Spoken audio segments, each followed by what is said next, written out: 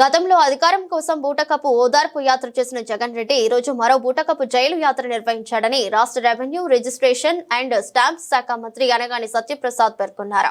మంగళవారం టీడీపీ కేంద్ర కార్యాలయంలో ఆయన మీడియాతో మాట్లాడుతూ గతంలో జైలుకు వెళ్లి వచ్చి మళ్లీ ఎప్పుడు జైలుకు వెళతాడో తెలియని పాత జైలు పక్షి కొత్తగా జైల్లో చేరిన మరో పక్షిని పలకరించడానికి వెళ్లిందని ఎద్దేవా చేశారు. జైలు నుండి బయటకు వచ్చిన తర్వాత జగన్ మాటలను తీరు చూస్తుంటే అందరూ ముక్కున వేలేసుకుంటున్నారన్నారు. పరామర్శిస్తూ మీ ముఖ్యమంత్రిపై మీపై తీవ్ర స్థాయిలో విమర్శలు చేయడం జరిగింది. కక్షపూరితంగా వ్యవహరిస్తున్నారు, పోలీసులు కూడా అధికార పార్టీకి కొత్తలా వ్యవహరిస్తున్నారు అనేది జగన్మోహన్ రెడ్డి గారికి అంటే గత ముఖ్యమంత్రి గారికి ఓదార్పు అనేది గతంలో కూడా చూసాం. ఎవరైతే మామూలుగా చనిపోయారో ఆ నెలలో చనిపోయిన ప్రతి ఒక్కరు కూడా వాళ్ళ తండ్రి గారి యొక్క మరణంతో చనిపోయారని చెప్పేసి ఒక బూటకపు ఓదార్పు యాత్ర చేశారు. అలాగే ఈ రోజున ఒక పాత జైలు పక్షి మళ్ళీ ఎప్పుడు జైలుకి వెళ్తారో తెలీదు, అలాంటి జైలు పక్షి మరో జైలు పక్షిని పలకరించడం కోసం ఈరోజు జైలు దగ్గరికి వెళ్తాం.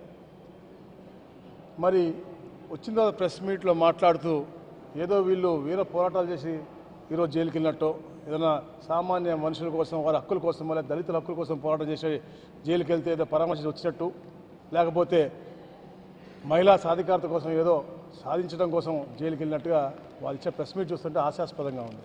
ఎందుకంటే 2020 దాకా కూడా గన్నవరం నియోజకవర్గం ఎప్పుడు కూడా శాంతియుతంగా ఉండేది, ఎప్పుడు కూడా గొడవలు లేవు, ఎప్పుడు కర్రలు కత్తులు ఎప్పుడు చూడలేదు.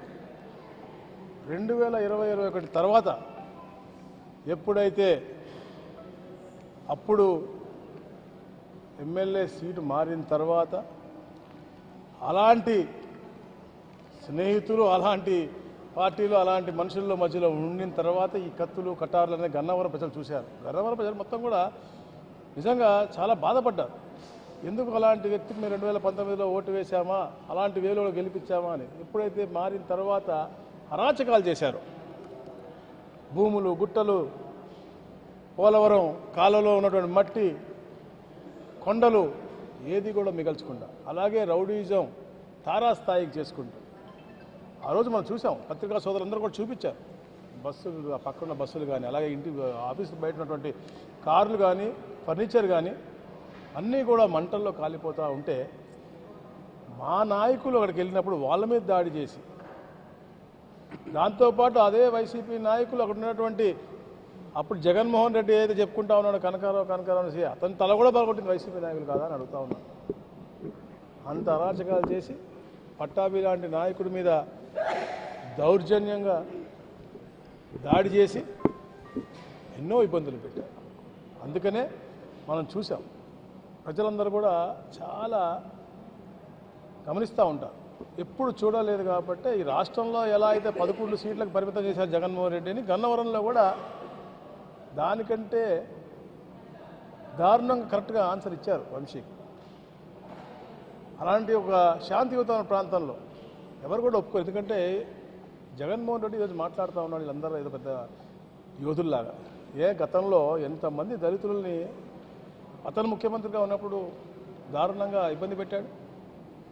సుధాకర్ బాబు అవ్వచ్చు, సంతోష్ బాబు అవ్వచ్చు, అలాగే సుబ్రహ్మణ్యం అవ్వచ్చు, అలాగే మా ప్రాంతంలో ఒక చిన్న పిల్లవాడు అమర్నాథ్ గౌడ్ అవ్వచ్చు. వాటి గురించి మాట్లాడకుండా ఈరోజు రౌడీజం చేసి గుండాయిజం చేసి ప్రజల ధనాన్ని లాక్కున్నటువంటి వ్యక్తుల దగ్గరికి వెళ్ళి పరామర్శిస్తూ దాని తర్వాత ఈ ప్రభుత్వాన్ని ఇలా విమర్శించడం అనేది, ఎందుకంటే ఇది మంచి ప్రభుత్వం, ప్రజాహితం కోరే ప్రభుత్వం, తప్పకుండా ఒక సుపరిపాలన ఇవ్వాలి, మంచి పరిపాలన ఇవ్వాలి. ఎట్లాగైతే మేము హామీలు ఇచ్చామో అవి ఎలా ఫుల్ఫిల్ చేయాలని చెప్పి 6 నిమిషాలు రోజుకి 20 గంటలు కష్టపడుతూ ముఖ్యమంత్రి గారు వెల్త్ క్రియేట్ చేస్తూ అన్ని హామీలు కూడా పూర్తి చేయాలని లక్ష్యంతో పనిచేస్తూ ఉన్నాం. ఈరోజు కూడా మేము గ్రీవెన్స్లు చూస్తూ ఉన్నాం. ఈరోజు పార్టీ ఆఫీసులో గ్రీవెన్స్లో కూర్చుంటే కూడా అన్నీ గత 5 సంవత్సరాల్లో అప్పుడు ముఖ్యమంత్రి హయాంలో వాళ్ళ నాయకులు చేసే అన్యాయాలు తప్ప వేరే ఒక్క గ్రీవెన్స్ రావట్లేదు. భూములు లాక్కోవటం మనం, అన్నదమ్ములు మరి చిచ్చులు పెట్టి ఆస్తులు లాక్కున్నారన్నాం, లేకపోతే గ్రామంలో అప్పుడు వైసీపీ నాయకులు చేసిన అరాచకాల మీదనో అన్నీ ఇవన్నీ అయ్యే కేసులు వస్తూ ఉన్నాయి తప్ప ఏది కూడా ఈ 8 నెలల్లో ఏదైనా ఇబ్బంది పడ్డారని చెప్పేసి ఒక్కళ్ళు కూడా రావడానికి పరిస్థితి. అది చూసన్నా ఆ గ్రీవెన్స్ ఏదైతే దాదాపుగా 6-7 లక్షల గ్రీవెన్స్ వచ్చినాయో మొత్తం స్టేట్ వైడ్గా ఆ గ్రీవెన్స్లో ఉన్నటువంటి సమస్యలు చూసినా జగన్మోహన్ రెడ్డి గారికి బుద్ధి రావాలని చెప్పేసి నేను తెలియజేస్తాను. ఎందుకంటే గత 5 సంవత్సరాలు వచ్చినటువంటి గ్రీవెన్స్ తప్ప తర్వాత కావు. ప్రజాహితం కోరి ఒక సుపరిపాలన ఇవ్వాలని చెప్పేసి ఈ కూటమి ప్రభుత్వం పూర్తిగా పనిచేస్తూ ఉంది. చంద్రబాబు నాయుడు గారు ఒక పక్క, పవన్ కళ్యాణ్ గారు ఒక పక్క, లోకేష్ బాబు గారు ఒక పక్క, ఏదైతే కేంద్రంలో ఉన్నటువంటి మోడీ గారి ప్రభుత్వం ఒక సలహాలు సూచనలు అలాగే ఆర్థిక సాయంతో ఈ రాష్ట్రాన్ని ముందుకు తీసుకెళ్లాలనే లక్ష్యంతో కొత్త ప్రాజెక్టులు కూడా తీసుకొచ్చి అమరావతి అభివృద్ధి అలాగే పోలవరం పూర్తి చేసే విధంగా రాబోయే రోజుల్లో ఈ నదుల అనుసంధానంగా చేసే విధంగా ముందుకెళ్తా ఉన్నారు. అది ఆలోచనతో ముందుకు పోతా ఉన్నారు. అవన్నీ దాని గురించి ఏమంటే అడ్వైజ్ ఇవ్వాలి తప్ప ఇలాంటి రౌడీల కోసమో లేకపోతే ఇలాంటి గుండాల కోసమో ఇలా దోచుకునేటువంటి వాళ్ళ దగ్గరికి వెళ్ళి ఏదో చెప్పాలని చెప్పేసి చెప్పడం అనేది హాస్యాస్పదం. ప్రజలు చూస్తూ ఉన్నారు. ఆ 11లో పక్కన ఒకరు కూడా పోయే రోజు తప్పకుండా ముందుకు వస్తుందని చెప్పేసి కూడా నేను తెలియజేస్తాను. చెప్తా ఉన్నా కదా, కొండలు గుట్టలు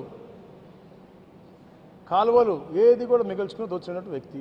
దాంతోపాటు ఏదైతే ఈ ప్రజల ఆస్తుల్ని కూడా దాచుకుంటామని చెప్పేసి తెలుసుకుని అలాగే మా నాయకుల వరకు వెళ్తే వాళ్ళపై దాడి చేసిన మనం విజువల్స్ అన్ని కూడా మనం చూసాం. ఇప్పుడు అతను కాల్చాడు తప్ప కార్లను కానీ ఫర్నిచర్ కానీ మనోళ్ళు వెళ్ళి వాళ్ళ ఇంటి మీద కానీ వాళ్ళ ప్లేసులు వెళ్ళింది కాదు కదా. తెలుగుదేశం పార్టీ ఆఫీస్ మీద దాడి జరిగింది, తెలుగుదేశం పార్టీ నాయకుల మీద దాడి జరిగింది. మళ్ళా మొన్న ఎవరైతే కేసు పెట్టారో అతను కిడ్నాప్ చేసినటువంటి పరిస్థితి మనం చూస్తా ఉన్నాం. కిడ్నాప్ చేసిన వ్యక్తే వచ్చి చెప్పాడు కిడ్నాప్ చేశారు అనేది. సో ఈరోజు కూడా